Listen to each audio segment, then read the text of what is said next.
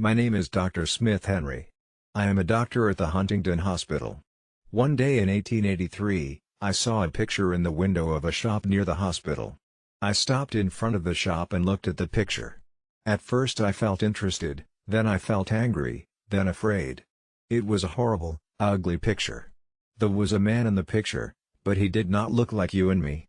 He did not look like a man. He looked like a tiger.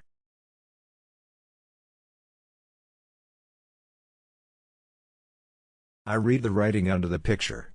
It said, "Come in and see the Tiger Man. 2 pence." I opened the door and went in. There was a man in the shop. He was a dirty man in an old coat with a cigarette in his mouth. "What do you want?" he asked. "I'd like to see the Tiger Man, please," I said. The man looked at me angrily. "Well, you can't," he said. "The shop's closing now. You can come back tomorrow."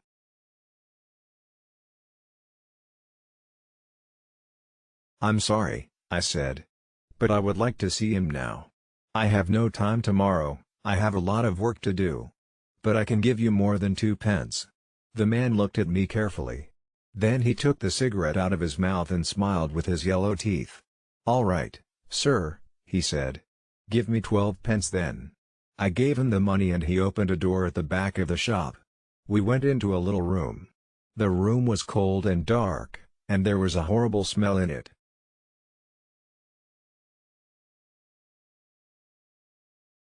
A creature sat on a chair behind a table. I say a creature, because it was not a man or a woman, like you or me. The creature did not move or look at us. It sat very quietly on the chair in the cold, dark, dirty room, and looked at the table. The creature had a cloth over its head, because of the cold. On the table in front of it, there was a dead flower. "Stand up," said the shopkeeper, loudly. The creature stood up slowly. It took the old cloth off its head, and put it on the chair. I looked at the creature and felt sad. I am a doctor, so I know a lot about accidents and ill people. I see horrible, ugly things every day. But this creature, this thing, was the worst of all? There were no men or women in the hospital like him. He wore some old trousers, but no shirt, coat, or shoes, so I could see his body very well. His head was the most interesting thing. It was very, very big, like an enormous bag with a lot of books in it.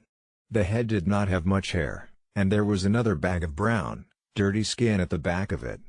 This skin came down below his neck. I could not see one of his eyes very well, because a lot of skin came down in front of his face, too. An enormous red tooth came out of his mouth, under his nose. It looked like a tiger's tooth. The mouth and nose were like holes in the face. The face could not smile or laugh or look angry or sad, because the skin could not move. It was dead, like a tiger's face. There were more bags of dirty skin on the front and back of the creature's body. These bags came down to his legs. The right arm was enormous, and there were bags of skin on it, too. The right hand was like a man's foot. But the left hand, the left arm and the left hand were beautiful. The left arm had wonderful skin, and the fingers of the left hand were long and beautiful. It was like a young woman's hand. "Walk, Melvin," said the shopkeeper angrily. "Come on, quickly, move." He hit the creature with his hand. Slowly, the creature walked across the room. But he could not walk well. His legs were very big and fat, and he had a bad back. He could not walk far without a stick. "All right, thank you," I said. "Let him sit down. I don't want to see any more. I found ill, and the smell in the room was very bad." "Yes, sir," said the shopkeeper. "Sit down, Melvin." We went out of the room and closed the door. The shopkeeper smiled at me with his yellow teeth.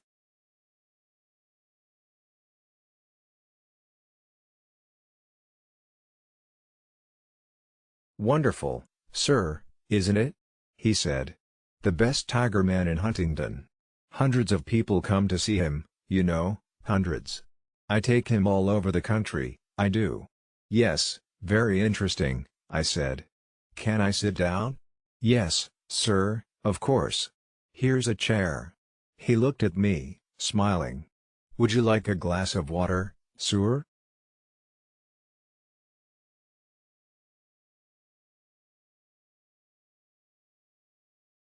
Yes, please, I said. Then I looked at the things in the dirty shop. There were 2 or 3 bad apples and some old black bananas, that was all. No. No, thank you. I'm all right, I said. Did you call the creature Melvin? That's right, sir. John Melvin. The best tiger man in Huntingdon. I take him all over the country, you know. Lots of people want to see him. Yes, I see. Do you get a lot of money?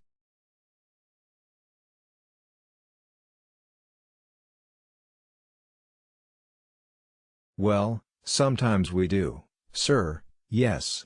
But it's difficult, you see, sir, because of the police. The police don't like us, you see, sir. So we can't stay in a town very long. We usually move every week. Yes, I see. Well, anyway, Mr. Silcock, sir. Martin Luther.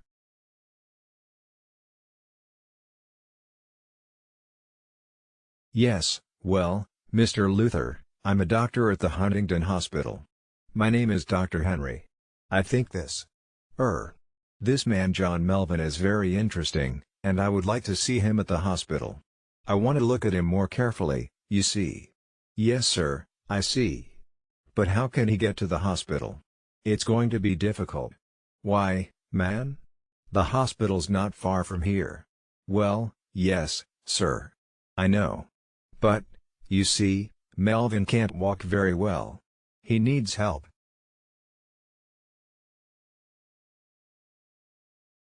You can come with him. Do you want more money? Is that it? Well, yes, sir, I do. But, you see, people are afraid of him too. In the road, little boys always run after him and hit him. Then the police get angry because people are afraid. Sometimes they take us to prison. I see, I said. Well, how can he come to the hospital, then? Bring a cab, sir, said Luther. You can take him to the hospital in a cab. So next day, at 7 o'clock, I came to the shop in a cab. There were not very many people in the road, because it was early in the morning. In November it is dark at 7 o'clock in the morning, and I could not see the shop very well. I waited 5 minutes. A postman walked past. Then the door of the shop opened, and the creature, Melvin, came out.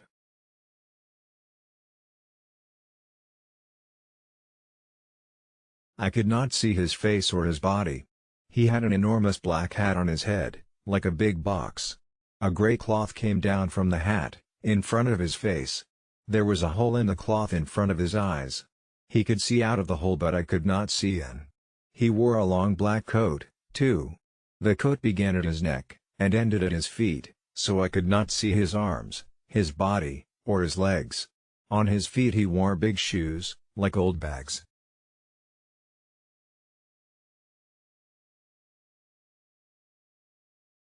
He had a stick in his left hand, and he walked very slowly. I opened the door of the cab, and got out. "Good morning, Mr. Melvin," I said. "Can you get in?" "Help me up the steps," he said. "I'm sorry," I said. "I don't understand." For a minute he stood by the door of the cab and said nothing. Then he hit the cab with his stick. "Steps," he said loudly. "Help me up the steps." Then I understood. There were 3 steps up into the cab, and he could not get up them.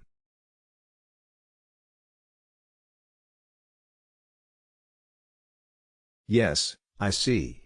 I'm sorry," I said. "Let me help you." I took his left hand and began to help him. My right hand was behind his back. I felt very strange. His left hand was like a young woman's, but his back, under the coat, was horrible. I could feel the bags of old skin on his back under the coat. He put one enormous foot on the first step, and then he stopped. After a minute, he moved his second foot slowly. Then he stopped and waited again. "Hello, sir. Can I help you?"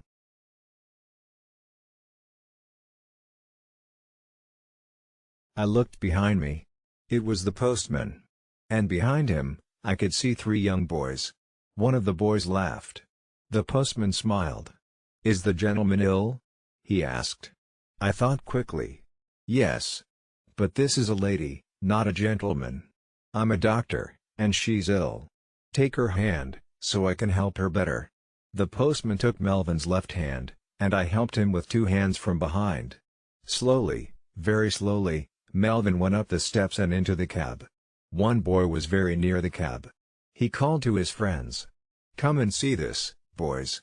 A fat lady in a black coat. And look at that enormous hat." The boys laughed. They were very near the cab too. Now. I closed the door quickly. "Thank you," I said to the postman.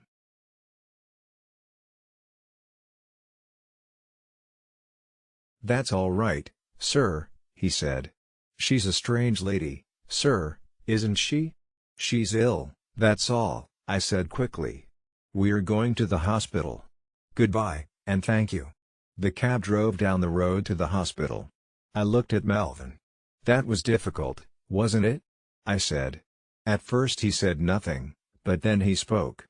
His voice was very strange, but I listened to him carefully, and I could understand him. "The steps were very difficult," he said. "But most things are difficult for me." "Yes," I said. "Nothing is easy for you, is it?"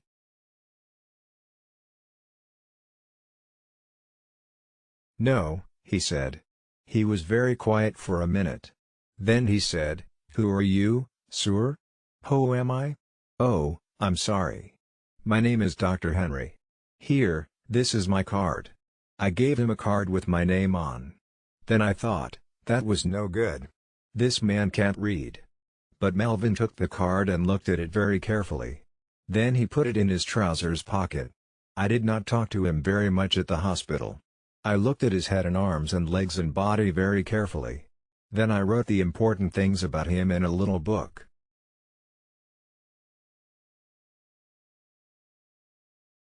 A nurse helped me. Melvin looked at her sometimes, but she did not smile at him or talk to him. I think she was afraid of him. I think Melvin was afraid too, because he was very quiet. At 4 o'clock I took him back to the shop in a cab. The next day I looked in the shop window again, but the picture was not there. I did not see Melvin again for 2 years. Then, one day, the police found him. He had my card in his hand, so they brought him to the Huntington Hospital. He was very tired, hungry, and dirty, so I put him to bed in a quiet little room. But he could not stay at the hospital. He was not ill, and of course the beds in the hospital are for ill people. We have no beds for hungry people, or ugly people.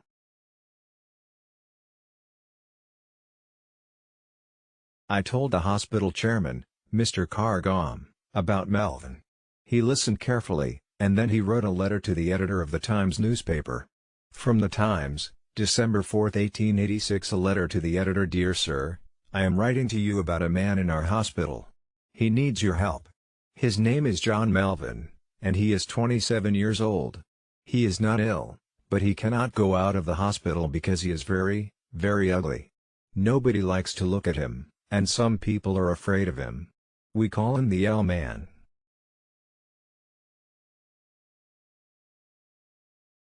Two years ago, Melvin lived in a shop near the Huntington Hospital. For 2 pence, people could see him and laugh at him. One day Dr. Smith Henry, a hospital doctor, saw Melvin, brought him to this hospital, and looked at him carefully. Dr. Henry could not help Melvin, but he gave him his card. Then the shopkeeper, Luther, took Melvin to Belgium. A lot of people in Belgium wanted to see him, and so after a year Melvin had £50. But then Luther took Melvin's £50, left Melvin in Belgium, and went back to Huntington.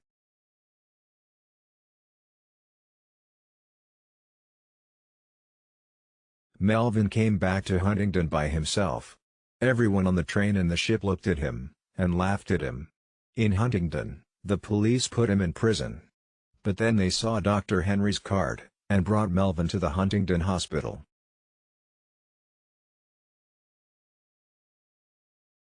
This man has no money, and he cannot work. His face and body are very, very ugly, so of course many people are afraid of him. But he is a very interesting man. He can read and write, and he thinks a lot. He is a good, quiet man. Sometimes he makes things with his hands and gives them to the nurses, because they are kind to him.